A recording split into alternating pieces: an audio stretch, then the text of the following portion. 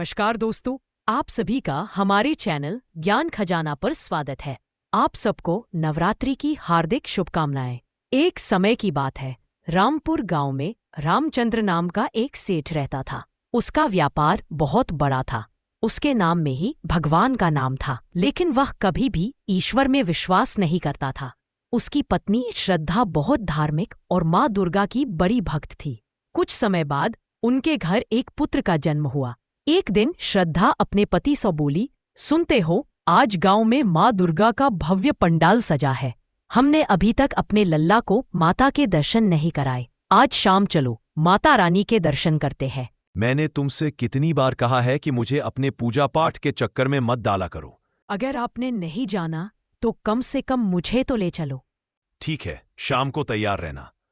शाम को घर लौटने पर रामचंद्र गुस्से में श्रद्धा को पंडाल लेकर जाता है। श्रद्धा सोचती है, मुझे आज तक समझ नहीं आया कि मेरे पति की माता रानी में आस्था क्यों नहीं है। फिर वे मंदिर पहुंच जाते हैं। मुझे पास में कुछ काम है, तुम ऐसा करो, दर्शन करके आ जाओ। अरे, मैं मुन्ने को तो साथ ले जाऊंगी। नहीं नहीं, मुझे मुन्ना को तुम्हारी तरह नहीं बनाना है। वो मेरे साथ ही रहेगा। श्रद्धा उदास मन से मंदिर में प्रवेश करती है और माता दुर्गा को प्रणाम करते हुए कहती है, माँ, मुझे क्षमा कर दीजिए।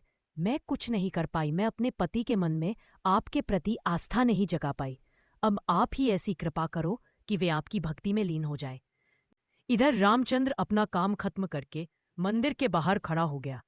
अचानक पंडाल से बहुत सारी भीड़ आती है। उस भगदड़ में उनका मुन्ना अपना हाथ छुड़ा लेता है। रामचंद्र और श्रद्धा बहुत कोशिश करते हैं मुन्ना को ढूंढने की, पर वह नहीं मिलता। हार मानकर दोनों घर लौट आते हैं और बहुत दुखी हो जाते हैं। रामचंद्र रोते हुए बोला, ये सब मेरी वजह से हुआ है। न मैं उसे अपने साथ रखता और न ये सब होता। नहीं, इसमें तुम्हारी कोई गलती नहीं है। मैंने ही तुमसे कहा था कि मुझे साथ मंदिर चलो। अगले दिन सुबह सुबह दोनों अपने लल्ला को ढूंढने निकल जाते हैं, लेकिन श्रद्धा माँ दुर्गा की मूर्ति के सामने बैठकर रोने लगती है। हे माँ, हमसे जो भी भूल हुई हो उसके लिए हमें क्षमा कर दो। बस मेरा मुन्ना लौटा दो। श्रद्धा, यहाँ समय खराब मत करो, हमें चलना चाहिए। दोनों निकल ही रहे होते हैं कि उनके द्वार पर 9 कन्याएं भोजन करने पहुंच जाती हैं।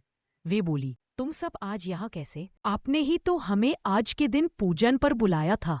श्रद्धा को याद आता है कि आज दुर्गा नवमी है और इस दिन कन्याओं को भोजन कराना होता है, लेकिन आज यह संभव नहीं था।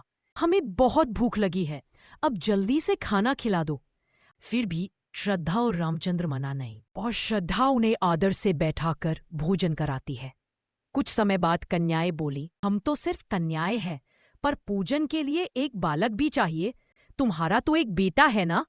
यह सुनकर श्रद्धा और रामचंद्र दोनों ही रोने लगे। रामचंद्र सारी बात बता देता है और उनसे विनती करता है कि भोजन ग्रहण करे। फिर वह माँ दुर्गा से प्रार्थना करता है और क्षमा मांगता है। वे बोली, बिना बालक के कन्या पूजन अधूरा था। इतने में घर का दरवाजा खटखटाने की आवाज आती है। श्रद्धा जैसे ही दरवाजा खोलती है तो चकित रह जाती है। माँ दुर्गा के समान एक बहुत ही सुंदर स्त्री सुंदर आभूषण पहने खड़ी थी और साथ में उनका बच्चा भी था। वह बोली, ये मुझे पंडाल के सामने मिला है, क्या यह तुम्हारा पुत्र है? दोनों हाँ कहते हैं और सिर झुकाकर धन्यवाद देते हैं। जब वे वापस देखती है तो वहाँ नहीं होती। तब दोनों समझ जाते हैं कि वह कोई और नहीं, स्वयं माँ दुर्गा थी। रामचंद्र माँ दुर्गा से माफी मांगता है और भविष्य में पूरी आस्था के साथ हर साल कन्याओं को भोजन कराने लगता है। तो ये थी आज की कहानी। अगर आपको माँ दुर्गा के इस चमत्कार की कथा अच्छी लगी हो तो कमेंट करके जरूर बताइए और हमारे चैनल ज्ञान खजाना को सब्सक्राइब करना न भूलें। धन्यवाद।